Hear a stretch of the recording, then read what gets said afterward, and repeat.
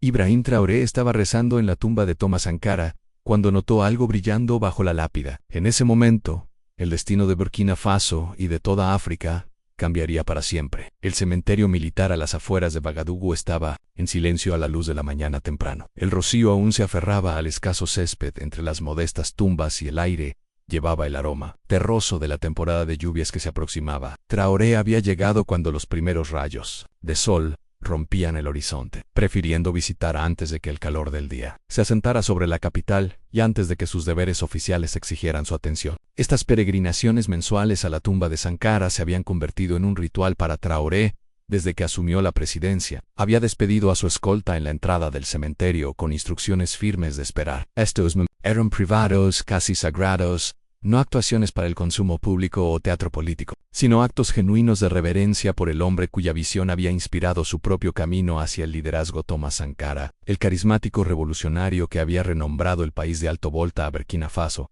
tierra de gente incorruptible, había sido asesinado 35 años antes en un golpe de Estado orquestado por su antiguo amigo Blaise Compaoré, con el apoyo tácito de Francia y otras potencias occidentales. Durante décadas, su cuerpo había permanecido en una tumba sin marcar, su nombre casi borrado de la historia oficial, su legado deliberadamente oscurecido. Fue solo después de la caída de Compaoré que Sankara fue debidamente enterrado, sus restos identificados mediante pruebas de ADN y erigido un modesto memorial. La sencilla lápida llevaba su nombre, fechas de nacimiento y muerte, 1949 a 1987, y su famosa frase: mientras que los revolucionarios como individuos pueden ser asesinados, no se pueden matar las ideas. Traoré se arrodilló frente a la tumba, con la cabeza inclinada. Con 34 años, era más joven que Sankara al morir, y el peso de seguir esos pasos a menudo se sentía abrumador. Estoy tratando de seguir tu camino, capitán, susurró, usando el título cariñoso que los burkineses aún usaban para Sankara, pero los obstáculos son más grandes que nunca. 8 meses después de su presidencia, Traoré enfrentaba una creciente presión. Las potencias occidentales, preocupadas por sus políticas nacionalistas y sus lazos crecientes con Rusia y China, imponían restricciones económicas. El amo colonial, Francia, había congelado la ayuda al desarrollo después de que Traoré expulsara a sus fuerzas militares. El FMI amenazaba con retirar el apoyo financiero, a menos que implementara reformas estructurales que esencialmente devolverían el control de los recursos del país a corporaciones extranjeras. Cada día traía nuevos desafíos, nuevas amenazas, nuevos intentos de socavar los esfuerzos de su gobierno para afirmar una soberanía genuina. Algunas noches, solo en la residencia presidencial que aún llevaba la huella arquitectónica del dominio colonial, Traoré se preguntaba si la independencia verdadera era siquiera posible en un sistema global diseñado para mantener el orden establecido. Al cambiar de posición para levantarse, un destello de metal captó su atención. Algo, reflejando la luz del sol de la mañana desde debajo del borde de la lápida. Curioso, Traoré se inclinó más, despejando una fina capa de tierra roja que se había acumulado alrededor de la base del monumento. Allí, parcialmente incrustado en el suelo, había un pequeño objeto metálico. Con dedos cuidadosos, Traoré lo sacó de la tierra. Era una lave vieja y ligeramente corroída, pero con una forma distintiva y un patrón inusual grabado en su cabeza mientras la examinaba. Traoré notó algo más en la tierra bajo la lápida. Parecía haber sido deliberadamente removida en algún momento y luego cuidadosamente reemplazada. Guiado por el instinto, comenzó a cavar con las manos, apartando la tierra suelta. A unos 15 centímetros de profundidad, sus dedos toparon con algo sólido, a una caja metálica del tamaño aproximado de un libro grueso. Había sido enterrada bajo la lápida de Sankara. Con creciente emoción, Traoré la sacó de su escondite. La caja estaba hecha de acero inoxidable, sellada contra los elementos, sin marcas excepto por un pequeño grabado de la bandera de Burkina Faso. La llave en su mano encajó perfectamente en la cerradura. Con un leve temblor en los dedos, Traoré la giró hacia adentro.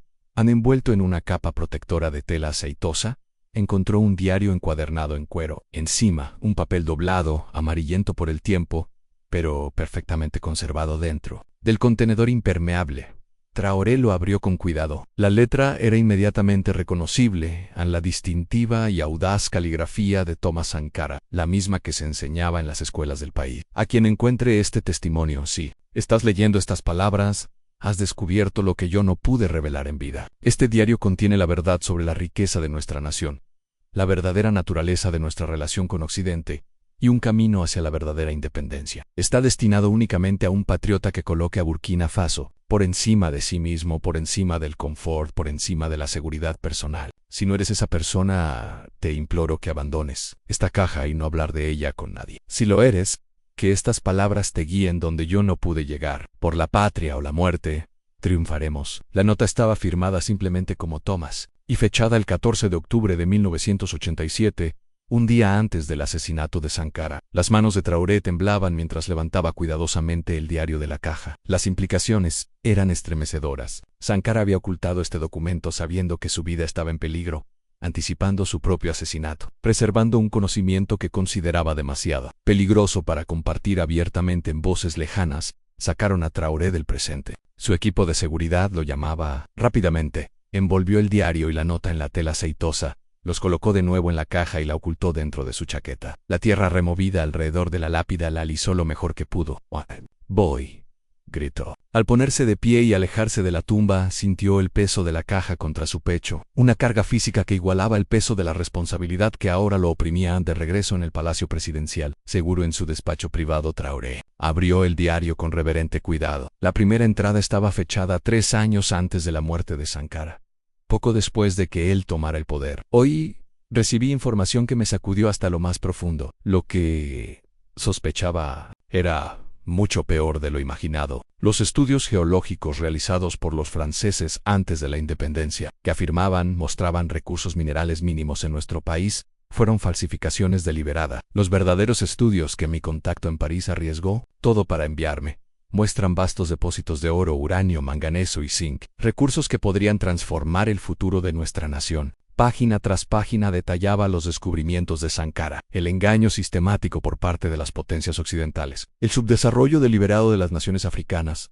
la compleja red de mecanismos financieros diseñados para mantener a las antiguas colonias dependientes y empobrecidas, a pesar de su riqueza natural. Lo más condenatorio eran los documentos que Sankara había preservado cuidadosamente entre las páginas del diario en copias de acuerdos secretos, firmados por líderes títeres antes que él, mapas geológicos que mostraban depósitos de recursos nunca reconocidos públicamente, transcripciones de conversaciones entre funcionarios franceses discutiendo estrategias para mantener el control sobre los recursos de África Occidental. Una de esas transcripciones, fechada en 1984, registraba una conversación entre funcionarios del gobierno francés y ejecutivos mineros. La clave es mantener la percepción de escasez, había dicho un funcionario ministerial. Si estos países comprendieran la verdadera magnitud de su riqueza mineral, exigirían mejores condiciones, posiblemente incluso la nacionalización. Nuestra estrategia debe ser liberar la información gradualmente, manteniendo siempre la narrativa de que la extracción requiere nuestra experiencia, nuestro capital, nuestra tecnología. Un ejecutivo respondió: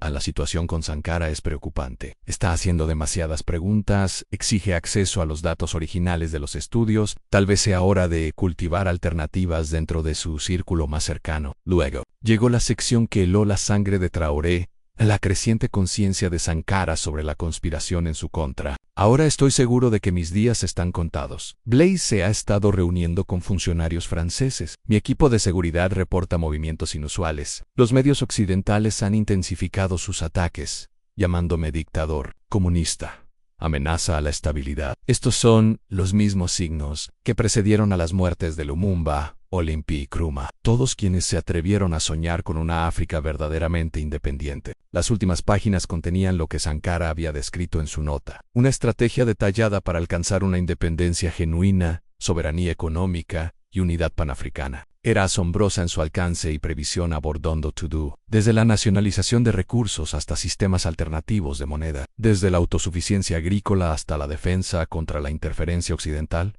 Si estos planes se implementan simultáneamente en múltiples naciones africanas, había escrito Sankara, los mecanismos tradicionales de control serán sobrepasados. No pueden golpearnos a todos, no pueden sancionarnos a todos, no pueden asesinar a cada líder. La unidad no es solo nuestra fortaleza, es nuestro único camino hacia la verdadera libertad. A medida que la noche avanzaba, Traoré leía cada palabra, absorbiendo la visión de Sankara, sus advertencias, su esperanza para el futuro de África. Al amanecer, había tomado su decisión. Durante la semana siguiente, Traoré actuó con precisión cuidadosa. Compartió el diario solo con sus asesores más confiables, personas cuya lealtad a Burkina Faso era indiscutible. Juntos comenzaron a formular un plan basado en el esquema de Sankara, pero adaptado a las realidades presentes. Necesitamos secreto absoluto, dijo el ministro de Defensa Ouedraogo, uno de los pocos al tanto del descubrimiento. Si la inteligencia occidental se entera aunque sea un poco, te harán lo mismo que a Sankara, terminó el ministro de Finanzas Kabor con expresión grave. Traoré asintió. Por eso debemos actuar rápido pero con cautela. Primero necesitamos verificar las afirmaciones de Sankara sobre los depósitos de recursos. Bajo el pretexto de un proyecto de desarrollo agrícola, envié equipos de geólogos formados en Rusia y China, no en instituciones occidentales, a las ubicaciones señaladas en los mapas de Sankara. Su equipo estaba disfrazado como aparato para análisis de suelo.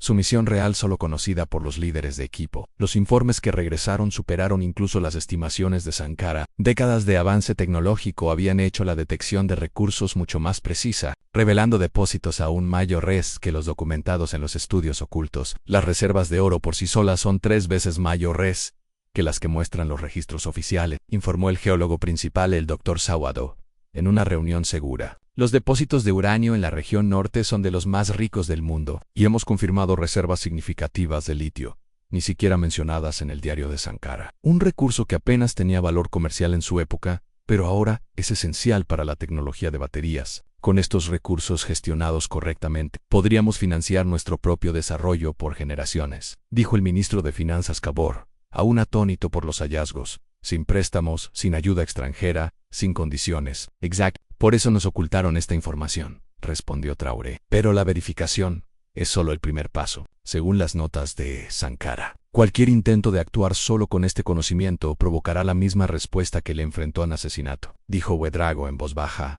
o su equivalente moderno en estrangulamiento económico, insurgencia manufacturada, demonización mediática. Traoré tocó el diario, pero Sankara también proporcionó el antídoto en acción sincronizada a través de múltiples naciones. No podemos hacerlo solos. La siguiente fase era más delicada. Usando canales seguros establecidos fuera de la vigilancia occidental, Traoré contactó a líderes de países vecinos, Malí, Níger, Guinea-N naciones que recientemente habían experimentado sus propios despertar sobre la relación neocolonial con Occident. Tengo que compartir algo contigo, dijo al presidente transitorio de Malí durante una llamada de video cifrada. Algo que cambiará todo, pero solo puedo hacerlo en persona y con absoluta seguridad. Conversaciones similares en C. Llevaron a cabo conversaciones similares con líderes de toda África Occidental. Cada uno era escéptico, cauteloso, pero lo suficientemente intrigado como para aceptar una reunión. 2 semanas después, tuvo lugar una cumbre clandestina en una instalación militar remota en el centro de Burkina Faso. Los líderes de 7 naciones de África Occidental llegaron en vehículos sin marcas, sin anuncios formales ni protocolos diplomáticos. La seguridad estuvo a cargo de un equipo conjunto compuesto por oficiales de confianza de cada país, con comunicaciones cifradas desarrolladas por una coalición de especialistas tecnológicos africanos, en una sala subterránea segura. Traoré compartió el diario de Sankara y la verificación que su equipo había completado. A lo que propones es revolucionario, dijo el presidente de Níger. No es mi propuesta, corrigió Traoré. Es la visión de Sankara, oculta durante 35 años, porque nuestros predecesores no estaban listos para implementarla. La pregunta es, ¿estamos nosotros? El líder de Guinea se inclinó hacia adelante. El momento es ideal. El mundo ya es multipolar. China, Rusia, India, Brasil, todos socios potenciales que no imponen las mismas condiciones coloniales, y las potencias occidentales están distraídas por sus propias crisis, escasez energética o inestabilidad política, desafíos económicos. Su capacidad para responder de forma cohesionada está en un mínimo histórico, añadió el presidente de Malí.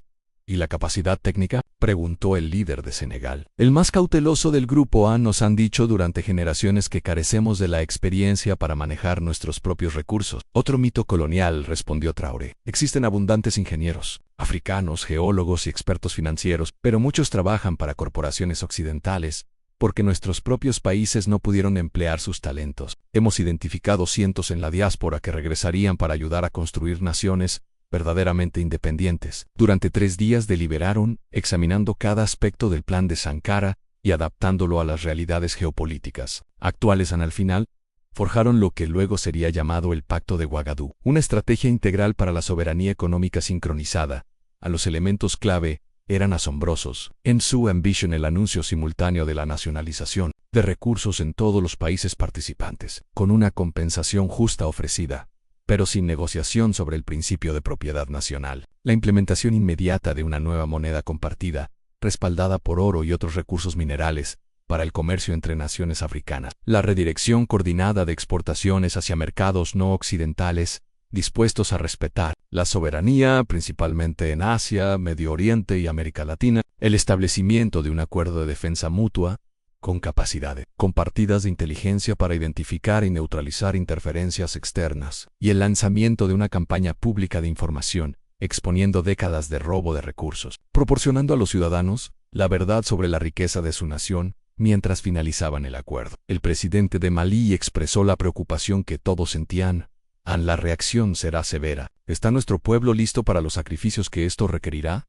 Traoré levantó el diario de Sankara. Sankara escribió que el arma más poderosa del colonizador no es su poder militar ni económico, sino su capacidad para hacernos creer que no podemos sobrevivir sin ellos. Nuestro pueblo ha estado sacrificándose por generaciones en su trabajo explotado, sus recursos robados, su futuro hipotecado. La diferencia es que estos sacrificios finalmente serán para su propio beneficio, no para accionistas extranjeros. La siguiente fase requirió una preparación meticulosa. Cada nación comenzó en silencio a posicionar personal clave, asegurar infraestructuras críticas y desarrollar planes de contingencia para diversas respuestas occidentales. Expertos económicos diseñaron estrategias para implementar la nueva moneda. Líderes militares coordinaron preparativos de defensa. A lo largo de estos preparativos, Traoré era muy consciente de la vigilancia. Las agencias de inteligencia occidentales sin duda habían notado patrones inusuales de comunicación, reuniones inesperadas entre líderes que históricamente no habían colaborado de cerca, pero la naturaleza específica del Pacto de Ouagadougou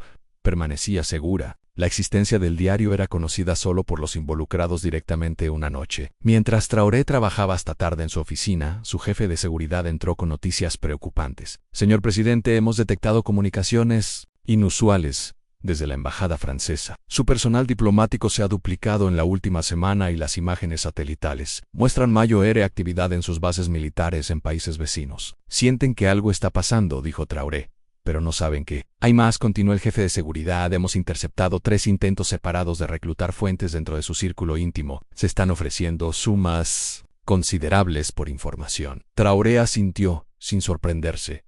Aceleren el calendario. Nos movemos en 2 semanas. No en 3. El 15 de junio de 2023, exactamente 3 meses después del descubrimiento de Traoré en la tumba de Sankara, ciudadanos de toda África Occidental despertaron con un anuncio coordinado transmitido simultáneamente en 7 países. Cada líder se dirigió a su nación explicando el Pacto de Ouagadougou y los pasos transformadores que se implementaban ese mismo día. Traoré se presentó ante las cámaras con el diario de Sankara en mano. Ciudadanos de Burkina Faso, hoy les hablo con una verdad que ha estado oculta por generaciones. Nuestra nación no es pobre. Nuestra tierra no carece de recursos. Lo que nos ha faltado es control sobre nuestra propia riqueza. Hace 35 años, el presidente Thomas Sankara descubrió la verdad, aunque los estudios geológicos habían sido falsificados, que se habían firmado acuerdos secretos entregando nuestros recursos, que nuestra pobreza era una política deliberada, no una condición natural. Las pantallas tras él mostraban mapas de los depósitos de recursos recién verificados, sus valores estimados, las discrepancias entre los registros oficiales y la realidad. Hoy, en coordinación con nuestros hermanos y hermanas en toda África Occidental, estamos reclamando lo que es legítimamente nuestro. Todas las operaciones mineras están ahora bajo control nacional. Se está implementando una nueva moneda, el Sankara, respaldada por nuestras reservas de oro para el comercio regional. Nuevas alianzas con naciones que respetan nuestra soberanía están reemplazando relaciones explotadoras. La respuesta internacional fue inmediata y predecible. Los gobiernos occidentales condenaron las nacionalizaciones como confiscaciones ilegales y violaciones del derecho internacional. El FMI suspendió todos los programas en los países participantes. Se anunciaron sanciones financieras. Los medios occidentales publicaron sombrías predicciones de colapso económico y desastre humanitario, pero también sucedió algo inesperado. Las divisiones anticipadas entre las naciones africanas no se materializaron. En cambio, más países expresaron interés en unirse al pacto. Los ciudadanos, lejos de entrar en pánico, se unieron en apoyo a sus gobiernos con un respaldo sin precedentes. Lo más sorprendente, la reacción de las potencias no occidentales fue inmediata en China. Rusia, India y Brasil reconocieron rápidamente las nacionalizaciones y ofrecieron términos comerciales favorables. Turquía propuso un paquete masivo de inversión en infraestructura. Irán ofreció apoyo tecnológico para las instalaciones de procesamiento de recursos AN. Las semanas siguientes fueron desafiantes, pero no catastróficas. Las corporaciones occidentales retiraron a su personal, llevándose la experiencia técnica consigo, pero muchos ingenieros y técnicos individuales decidieron quedarse, atraídos por contratos favorables ofrecidos por las nuevas autoridades nacionales de recursos. Las restricciones bancarias crearon dificultades temporales, pero el nuevo sistema monetario, llamado Sankara en honor a su visionario creador, proporcionó un mecanismo alternativo para el comercio regional. Las exportaciones de oro y uranio a nuevos mercados generaron ingresos inmediatos que amortiguaron la transición a los 60 días de lo que los medios occidentales llamaban la rebelión africana de recursos. Traoré se encontraba en el lugar donde todo había comenzado, en la tumba de Sankara. Se llevaba a cabo una ceremonia sencilla para inaugurar un nuevo memorial, uno que honraría adecuadamente al hombre cuya visión finalmente se estaba realizando al dirigirse a la multitud reunida. Traoré sostuvo el diario de Sankara. Este testimonio oculto por 35 años ha iluminado nuestro camino, pero el verdadero testimonio de Thomas Sankara no está escrito en estas páginas. Vive en nuestras acciones, en nuestro valor, para continuar lo que él comenzó. A los representantes diplomáticos de toda África y del sur global que habían acudido a presenciar la ceremonia. Lo que comenzó con la oración de un hombre en esta tumba se ha convertido en un movimiento que no puede ser detenido. Sankara escribió que debemos atrevernos a inventar el futuro. Hoy no solo lo estamos inventando, lo estamos construyendo. Se descubrió el nuevo memorial en una escultura impactante que mostraba a Sankara con el brazo levantado, señalando hacia adelante. En la base estaba inscrita su frase más famosa, ahora realizada de maneras que ni siquiera él podría haber imaginado. Todo lo que el hombre puede imaginar es capaz de crear. Al concluir la ceremonia, una niña se acercó a Traoré sosteniendo una pequeña bandera artesanal de Burkina Faso. Señor presidente, dijo con voz sincera, mi maestra dice que por lo que usted encontró, quizás crezca en una África diferente a la que conocieron mis padres. ¿Es eso cierto? Traoré se arrodilló para mirarla a los ojos. ¿Cómo te llamas? Mariam, señor. Bueno, Mariam, tu maestra tiene razón, pero el cambio no es por lo que yo encontré. Es porque después de décadas de que nos dijeran que no podíamos valernos por nosotros mismos, finalmente decidimos intentarlo. Más tarde esa noche, en una sala de conferencias segura bajo el Palacio Presidencial, Traoré se reunió con los líderes que habían firmado el Pacto de Ouagadougou. El ambiente era serio, pero con un tinte de optimismo cauteloso. En la primera fase, ha superado las expectativas, reportó el presidente de Malí. La disrupción económica ha sido manejable, el apoyo público sigue fuerte. La respuesta occidental, aunque hostil, ha sido descoordinada y en gran medida inefectiva. ¿Y la extracción de recursos? Preguntó Traoré. La producción inicialmente cayó un 40% cuando los operadores occidentales se retiraron, respondió el líder de Guinea.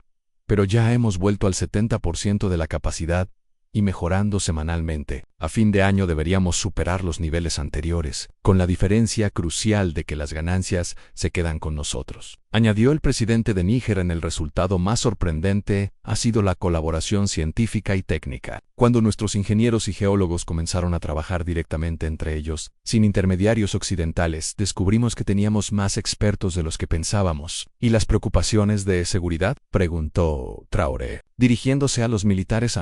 Ha habido intentos, reconoció el jefe de seguridad de Malí, de reclutamiento de mercenarios en estados vecinos, aumento de la actividad de drones a lo largo de nuestras fronteras y movimientos inusuales en bases militares occidentales en la región. Pero nuestro aparato unificado de inteligencia ha identificado la mayoría de las amenazas antes de que se materializaran.